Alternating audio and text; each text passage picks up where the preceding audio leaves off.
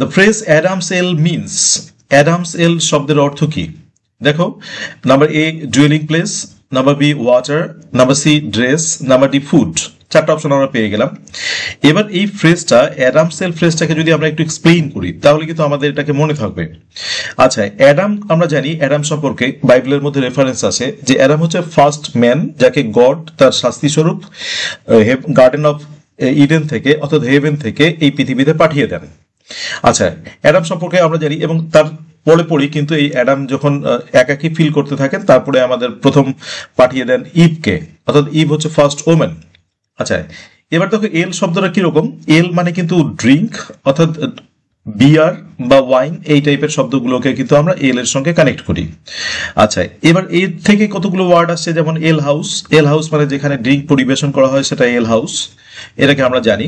তো এল শব্দটা অর্থ কিন্তু হচ্ছে ড্রিঙ্ক বা ওয়াইন বা বিয়ার।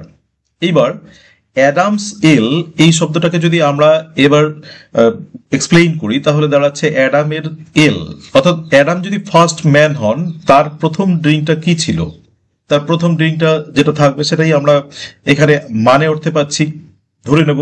তাহলে সেটা কি ডুয়েলিং প্লেস হবে? না, সেটা ডুয়েলিং প্লেস না।